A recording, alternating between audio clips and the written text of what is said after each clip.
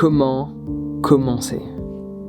Alors certaines personnes ont bien envie de me dire « Non mais attends Jean, il manque un mot à la phrase que tu viens d'exprimer. » Non, ne t'inquiète pas, celle-ci est bien complète telle que je l'ai exprimée. Parce qu'à l'heure actuelle, beaucoup trop de personnes n'osent pas commencer.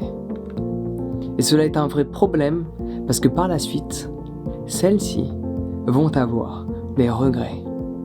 Et la question qu'il faudrait se poser, c'est: est-ce mieux d'avoir des regrets, de ne pas avoir fait quelque chose que l'on sait au fond de nous-mêmes que l'on est capable d'effectuer? Ou alors, de ressentir toutes les douleurs du processus pour en arriver là où on souhaite se trouver? Parce que dans tous les cas, ce sera noir ou blanc. Le tout fait partie d'un package. Soit tu ne commences pas, soit tu fais en sorte que cette idée meure avec toi. Et par la suite, tu vas expérimenter des regrets sur ton lit de mort et tu diras: tiens, si j'avais parlé à cette personne, tiens, si j'avais lancé mon entreprise, tiens, si je m'étais mis à pratiquer la musique, si je m'étais mis à faire des vidéos, si je m'étais mis à faire toutes ces choses que je ressentais en moi. Soit tu vas avoir des regrets, soit tu vas devoir accepter toutes les douleurs que tu vas devoir expérimenter tout au cours du processus d'accomplissement de cette chose que tu veux effectuer. Parce que si tu veux te lancer dans les vidéos, ça va être painful, ça va être difficile. Tu vas devoir recommencer plein de fois, tu vas pas savoir comment faire, tu vas devoir apprendre, tu vas devoir essayer, échouer, avant à un moment donné de réussir ce que tu fais. Tu veux te lancer dans la musique, ça va faire mal. Si tu joues des percus avec les mains, tu vas tellement devoir pratiquer que tu vas avoir des bleus aux doigts. Littéralement. Tu fais de la guitare, c'est pareil. Tu veux monter ton entreprise, la probabilité que celle-ci échoue est vachement plus élevée. La probabilité que tu perdes tout en ouvrant ta propre société est beaucoup plus élevée que tu perds tout en restant salarié. Par contre, tu n'auras pas de regrets parce que tu auras essayé. Donc la question qu'il faut te poser, c'est: où est-ce que penche la balance? Dans certains scénarios, tu vas tout simplement te dire que j'aurais pas tant de regrets de ça de ne pas avoir essayé. Je préfère ne pas essayer, regretter, mais ne pas souffrir durant tout le processus d'accomplissement de cette chose-là. Mais par contre, il y a d'autres choses où au fond de toi, tu sais que tu en es capable. Et au fond de toi, il y a ce désir brûlant de faire cette chose-là. Et là, la balance penche peut-être dans l'autre camp.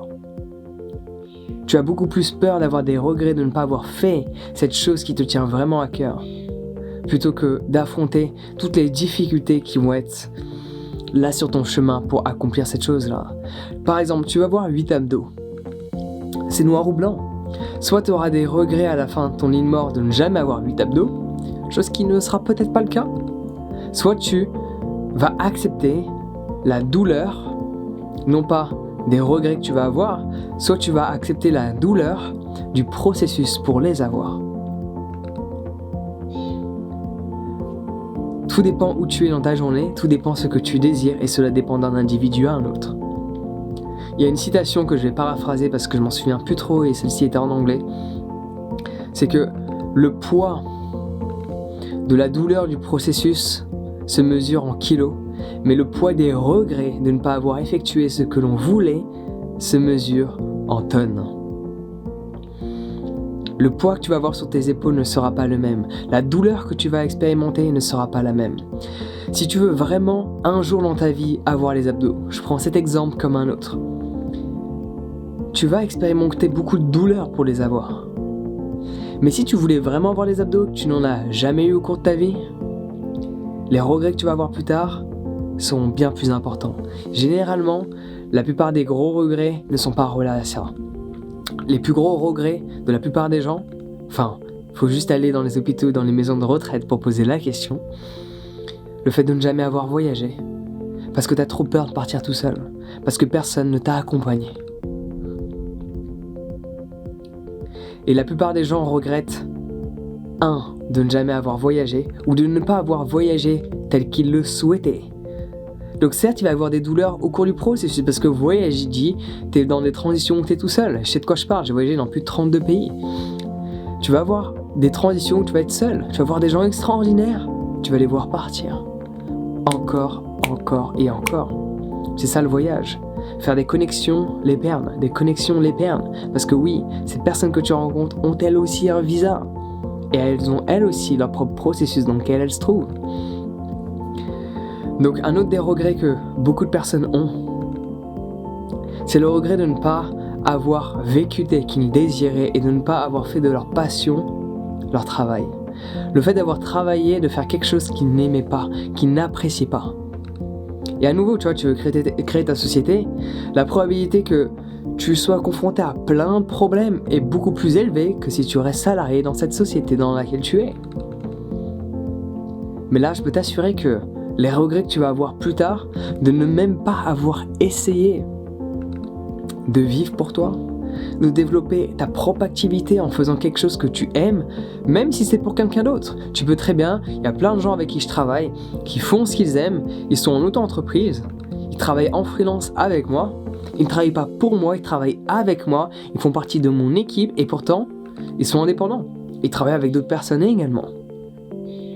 Donc tu peux faire en sorte de confectionner ton rêve sans pour autant être seul, perdu dans la forêt. Tu peux le faire en étant en collaboration avec d'autres personnes. Mais cela signifie le simple fait d'affronter énormément de difficultés, énormément de problèmes. Mais en affrontant tous ces problèmes, en affrontant toutes ces difficultés, tu n'auras pas de regrets.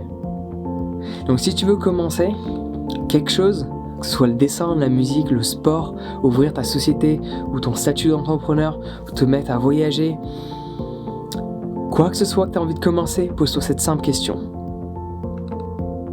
qui se décompose en plusieurs étapes. Donc en fait c'est une multiple question. Est-ce que je le désire vraiment? Si la réponse est oui, est-ce que j'en ai les capacités? Ton mental, il a des croyances limitantes. Il va avoir tendance à te diriger dans une direction qui n'est pas celle qui te correspond. La réponse est sûrement oui. À partir du moment où tu désires vraiment quelque chose, tu en as les capacités. Sinon, tu ne le désirerais pas. Laisse-moi répéter ça. Quand tu désires vraiment quelque chose, tu en as les capacités. Sinon, tu n'aurais même pas la capacité et l'audace de le désirer. Donc si tu le désires vraiment, tu crois au fond de toi-même d'avoir les capacités parce que cela est le cas. Vas-tu avoir des regrets à la fin de ta vie?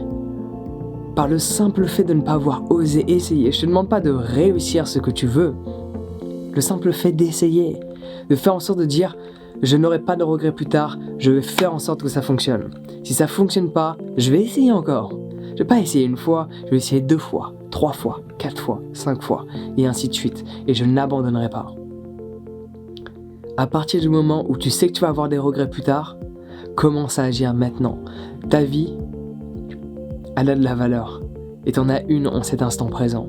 Et si tu veux vraiment connaître le poids des regrets, va dans une maison de retraite. Va voir toutes ces personnes âgées qui regrettent de n'avoir jamais voyagé, qui regrettent de n'avoir jamais quitté leur travail, qui regrettent de ne jamais s'être lancé dans la musique ou le dessin. Et qui pourtant ont toujours eu envie de chanter ou jouer de la guitare.